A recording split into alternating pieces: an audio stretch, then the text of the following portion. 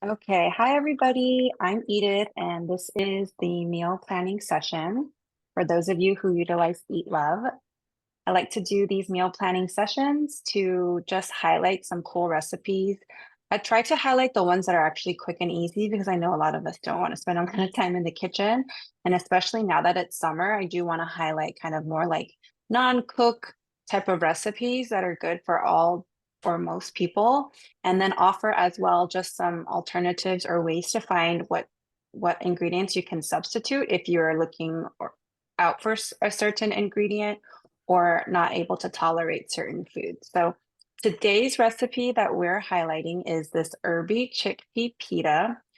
Super quick and easy to make. I did not do much prep work just so I could um, show you just really like how little time it takes to make this recipe. So again, the Herby Chickpea Pita, you can look it up on your EatLove account, or you can also I'll send it out later. If you're not in the group chat already, I'll also be including that there. Hello, everyone. So I'm going to be stopping. I'm not going to be recording anyone's faces, so I'm hiding your video while I do this cook along. Thanks for joining us today live. And if you're watching the recording, thanks for watching that too. So again, today's the Herby Chickpea Pita. This is great for people with kidney disease, heart disease, for those with GI, sometimes the beans may not sit well with you. So in that case, you would want to substitute another plant-based protein or another type of protein that you're able to tolerate. Sometimes the beans don't do well with people, but most people are okay with that. So again, you can substitute that out. Okay, so the first thing I'm going to do is I've got some parsley. And I'm just going to pick it off the stem real quick. And again, this recipe should only be taking 15 minutes to make. Quick and easy, nice and cool for this hot weather if you're in SoCal right now. You can also substitute any other herb that you like. I used to not really like parsley until I started eating tahini. If any of you have had that before, I find that that's a really refreshing and delicious salad to have. You can get it at most stores, although or restaurants, Mediterranean restaurants, although I will say that sometimes they're a little bit salty. So if you can make it at home as well. When I got this parsley, it came in a huge bunch. So I may do that. I may do that later.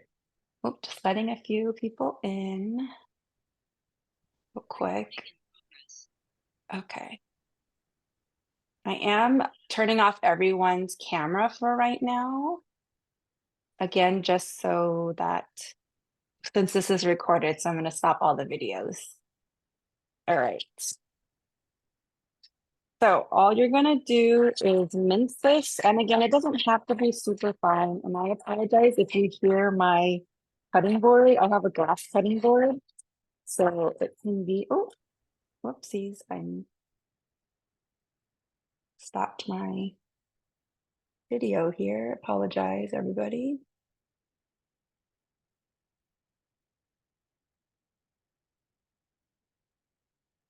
Okay. Apologies, everybody, real quick. Oh, there we go. Okay. So just for mince this, we need about half cup of the parsley mince. Oh, and everyone, like I do have your video off, but if you want to chime in and say anything, you can of course speak. But you don't have to. I didn't mean to mute everybody.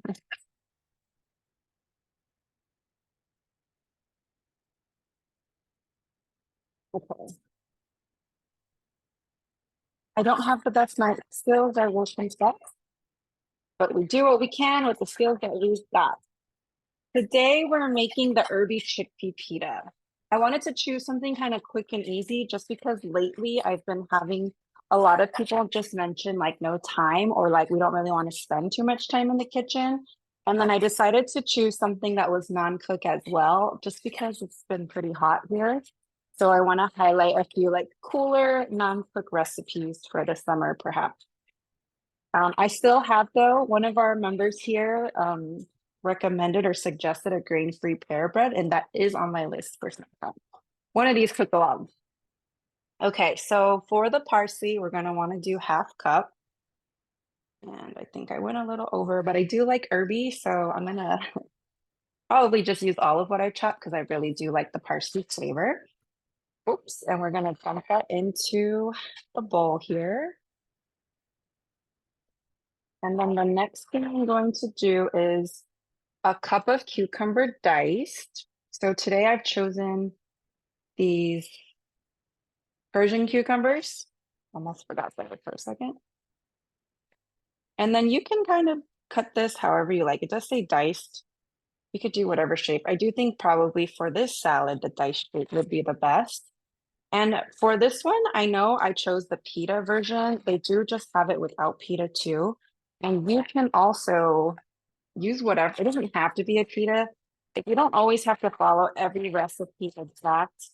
I'm actually like the last two pieces of a loaf of bread. So I'm most likely gonna use the bread and make like an open face sandwich for this. You could also do tortilla. You could also make this like a dip. If you're on social media, I think I've seen some things come along where they're kind of using like salads as like chip dip versus like a traditional just like creamy type of dip. And that's also something that I recommend as well. Okay, so that should be about a cup of that. And then also this recipe calls for, oh, some cucumber rolled away. This recipe also calls for red onion. However, the grocery store that I went to only had bags of red onion, and I did not want to purchase a bag. So for today, I am going to use onion powder here. And again, remember, like kind of use what you have. If you don't have all the ingredients, that's okay. You can kind of sub where it kind of feels like it could be still work with that. And we all have different taste preferences, and that's okay. So we've got onion. I also don't have a lemon because for some reason I misread that. It's half a lemon juiced, so I'm gonna actually use some red white rice wine vinegar. You could also use white distilled vinegar, red wine vinegar if you wanted as well. And I'm just gonna add that as I think will be good. I really like tangy too, so maybe as you've worked with me, you've learned I love all foods and I'm not really that picky with anything, so I'll make anything work. Okay, and then the next ingredient is going to be the chickpeas. So that's the one thing I did. The one things I did do to prep was just to wash everything before we started. And then I rinsed my garbanzo beans. Again, if you don't tolerate this, just swap this out for any kind of protein that you're able to tolerate. And if you do like beans, beans are really high in fiber, a great protein and carb source, plant-based. And then you could also use any kind of bean that you like for this recipe as well. And then you can also kind of just switch up the flavors. Like if you're looking for a more Mexican or Hispanic flavor, I think that using perhaps black beans and then maybe cilantro and onion instead, and maybe throw in tomato too. I feel like that could be a good combo. Kind of also like a bean salsa in a sense as well, you could do too. So for this one, we're doing 1/3 cup of chickpeas drained and rinsed. So I did drain. If you're following low sodium, try to find the beans that are low salt added or no salt added. If you can't find that, like at Walmart, I couldn't, there was only the regular one, which it wasn't too high in sodium, but Yeah, I it heard was you. still more than before. So rinsing it will get rid of some of that salt content. Okay, so that's 1/3 cup, 2/3 cup. And then now onto the other seasoning. So basically all we need is tahini. If you've never had tahini, tahini is sesame seed that's just been pureed into a tahini sauce. And then this is what they use for hummus. garbanzo beans, and then tahini, and then usually lemon or garlic powder in there.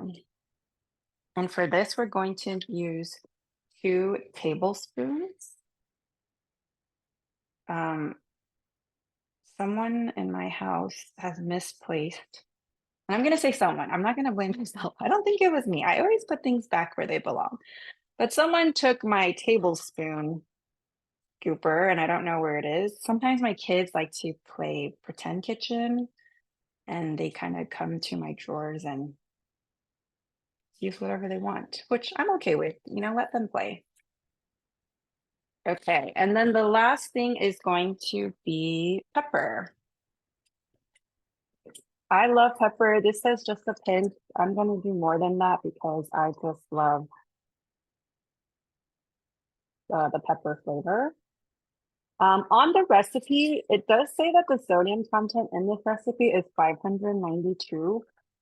Sometimes the sodium will be lower depending again like on which products you use. So like making sure the tahini salt sauce doesn't have any added salt, like this one does not have any salt. And 2 tablespoons has 45, and then maybe the canned beans, you just want to make sure it doesn't have a significantly high amount of sodium in it. And then that's it. We're pretty much done. So again, you could kind of eat this as is. You could put it in the pita, as this recipe is called the Herby Chickpea Pita, but we don't have to do that. You could put it on tortilla, you could put it on bread, you could pair it with whole grain rice, you could throw some couscous or quinoa in here. But that is it. For me, I think if you were here earlier, I was just saying there's only 2 slices left of my loaf of bread, and I just want to use that up. So I'm going to be putting this on some bread to make a sandwich. But I'll do that later after we're done. But I do want to give this a quick taste because I actually have not made this recipe before. I don't know if you heard that crunch, but very crunchy. I really like it. Again, super quick and easy, and it's going to be really filling, and it's got like lots of fiber. So, yay! Oops. So that is the Herby Chickpea Pita. I may also add a little bit of chili flakes because lately I've just been really into like spicy food. Chili flakes or some sort of hot sauce or even jalapeno, I think would go really well in here. Okay. Oh yeah, someone in the chat said they just need to put everything back. Yes, I tried to teach them that. I've been doing this thing in their toy area where I take pictures of how I want their toys organized. Kind of works, kind of doesn't. They're learning. Okay, does anyone have any questions about this recipe?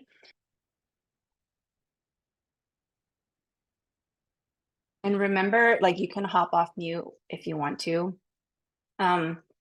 Hopefully this was helpful. After this section of our meeting today, I'm also going to show you some cool features on EatLove and just remind you about how we can kind of eat what you want while using EatLove and not worrying about the it not fitting into your nutrition prescription. On the other side too, I also want to highlight that when you go into a recipe, it should also show you alternatives. And so if you're not able to tolerate a certain ingredient or you don't like a certain ingredient, you can always swap that off. Again, it's like a 1-to-1. If it's a protein, swap for protein. If it's an herb, swap for another herb. If you don't have onion, like for me today, that was my mistake. You can use onion powder or garlic powder.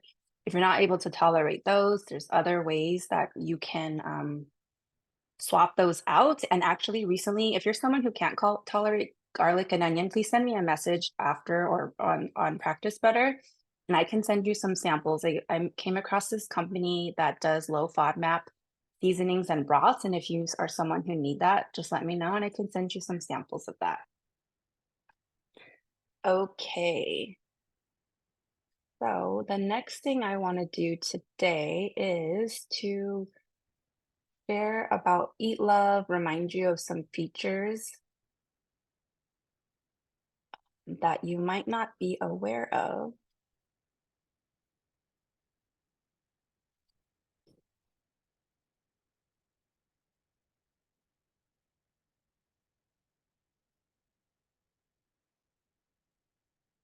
Oh, and this recipe serves, this is one serving actually. This might be a little bit much, but on the Eat Love, this was for one serving. And remember, I did go a little bit heavier on the parsley just because I do like the herby flavor. Okay, so this is Eat Love. Remember that if you're meal planning, I do encourage you to use your computer or tablet to do this just because it's a little bit bigger, but you can like still use the app on your phone just to kind of check in on what you're eating. But I feel like using the computer is a little bit easier. So when you log in, if you're doing meal planning, remember that you can toggle here on the top right. You could do expand. So you're kind of looking at the whole week ahead versus just that single meal. If you're, again, kind of looking ahead and planning ahead. Remember that whatever you see, if you're not feeling like eating that or you're not hungry, so for snacks, if you're not hungry, you don't have to have something. But if you're craving something else, remember that you can always swap for something else. And if you're craving something, please feel free to go through the foods and recipes. Or if you just kind of don't know what you want, but you know you just want something different, or you have certain criteria that you want to filter, remember that you can do the filter and there's so many different ways to filter. So you can sort by these or nutrients. So there's higher protein, lower protein, least added sugar, least amount of sodium, less low carb, least prep time, least cost. Um, and then even like more healthy fat, higher potassium. So whatever it is that you need, you can also filter by dish type, which is like, is it a breakfast? Is it a lunch? Is it a side dish? Kid friendly, grab and go, ready meal kit. So the meal kits are using Sunbasket. I have yet to try that, but that is something that I'm planning to do. So I will report back once I do that to let you know if that is a good option or not for you. You can do avoidances if you want to. For most of you, when we onboarded you, we did kind of take into consideration those things. And I know this thing is not perfect on filtering all of those, but just remember you can always swap out whatever it's kind of missing for you. You can also filter by ingredient. So five or fewer, six to eight, eight to 10, skill level, cuisine here, if you're like craving something very specific, equipment, if you want to see, like, if you want to use your Instant Pot, for example, or if you have an air fryer, you can click by that. The source, so this is just basically who contributed recipes to here. If you end up kind of noticing that you like specific recipes from a certain person, then you can go here and also search by that as well. And then miscellaneous, so if you need to follow low FODMAP, something that freezes well. And you know, if we've talked recently, or know that I emphasize this, if you're okay with leftovers, of course, but kind of cooking and freezing extras is always my go-to. One pot meals, pantry friendly, Trader Joe's, which is really cool if you shop there. And then if you're looking for a specific nutrient, you can search by that. And then for me, I tend to just gravitate towards prep total time because time is money. But also, like, sometimes I just need to, after work, just kind of quick whip up something really quick for myself and my family. So I'll usually go under 15, 15 to 30. Or if it's like prep time too, you want to just filter by the prep time, but you're okay with cook time, you can also do that as well. So don't forget that. And then one other feature that I don't think that I've shared with any of you is that there's a Nutrition Academy that's part of your subscription here. So if you go into your profile and then you go to, if you saw that, so the lines up here to kind of pull down the menu and you hit Nutrition Academy, you should all have access to this. If you don't, please let me know and I'll see what's going on there. But basically, this just has some cool information for cooking skills, ethnic cuisine guides, exercise information, food prep, food safety, handouts, nutrition tips. So if you kind of just want to learn some more or just kind of learn about how, like, if you don't have good cooking skills like myself, you should, I could probably check out some of these, how to slice or dicing, um, to just enhance your knowledge on these things. So that, I think that that's a pretty cool feature of EatLove.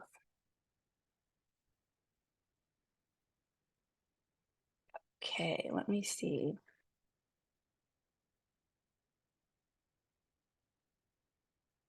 For some reason it's not. Okay. Anyone have any questions, comments? You can feel free to come off mute or you can um, type in the chat. Oh, what's the next thing you're gonna cook? And when's your next session?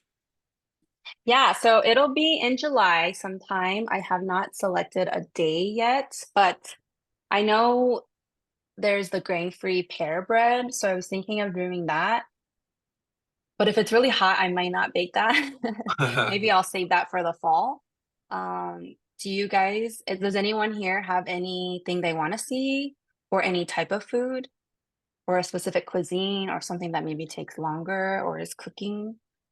I'm open to anything. Honestly, I want to just highlight like things that I feel like people might not want to try or be uncertain of, or that's like, so it could be, and you guys can suggest like something that's quick, something that freezes well, and then we can show you. I can also kind of demonstrate like how I freeze things.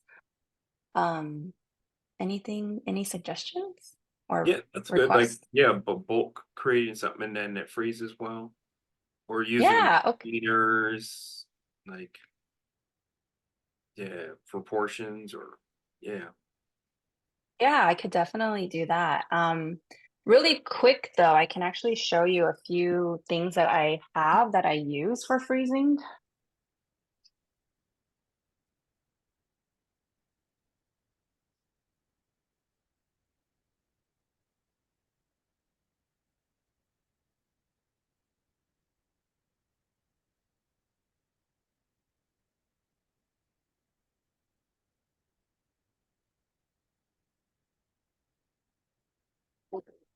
Okay.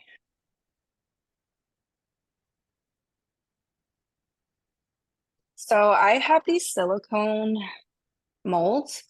This Oh, one I think I was made is like for ice cubes. I usually use this for like sauces or like herbs or oils that I may be saving. I'll put that in here. And then I like to do this like for my kids stuff too. So anything like small, like if I just want to reheat them a portion of it. But in general, I don't recommend freezing all in one big Ziploc bag, which I, unless like you know that you will utilize all of it at one time, because when you have to like take that out and then defrost it, then you have to consume that. Once it's defrosted, you should not refreeze it again. So I like to separate things. I also use this. This was for brownies. I bought this for brownies so that people like the edges. But I also use this to freeze again, like more sauces, or things that are smaller bites. I also use this to make maybe like egg bites, or this or the regular like circular pan. And then I do have the super cube containers. These are a little bit more pricey, but these are kind of good. I really like using this one for soup. And then I just like to like when it's of course when it's cooler outside, soups are real good like go-to, especially I don't know when it's cold and I feel cold. Sometimes I also don't have the like energy to cook or make something, and I just want to quickly like reheat a soup. Oh yeah, you I get thought I those? had a bigger size one. Yeah. Where do you get those? Or Oh, Amazon? yeah, I ordered these on Amazon, but I think well, I guess they don't have the super. I used to also, I feel like I've maybe seen these at Bed Bath and Beyond, but I know that I think they closed. But Uh, yeah, I ordered these on Amazon. I will share the links to all of these too on the group chat after we're done today.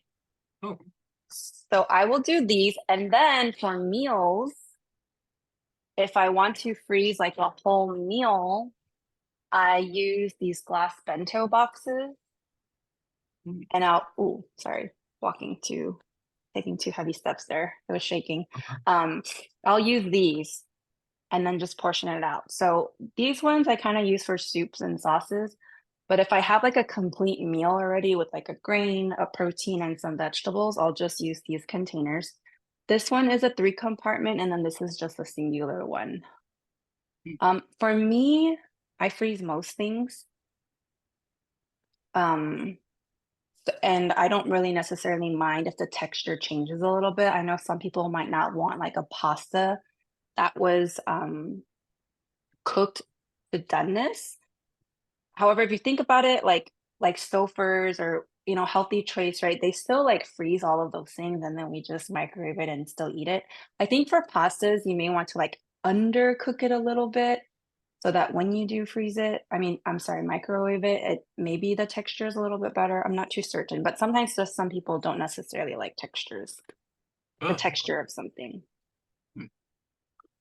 Yeah. So if you are already meal planning and cooking things in bulk, um, some people, so like if you're okay with eating it every day for that whole week, that's totally fine. But if you're someone who, and also our, preference change, like maybe I'm okay with eating this for Monday through Wednesday, but then how, like after Monday, I'm like, I actually don't feel like this anymore. What I'll do is I will usually just separate it into everything. But if it's already like this, I'll just take it from the fridge and move it to the freezer and that's okay. And then I can eat something different. And I don't feel bad because I'm not wasting anything. I'm just saving it for later. That's good. Yeah, great question. Thank you so much. Anyone have any other questions, comments, concerns?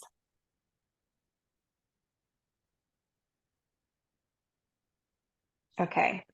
I oh yeah, sorry. What did you say? Oh no, it's a silent crowd. That's all. Oh, I know. It's okay.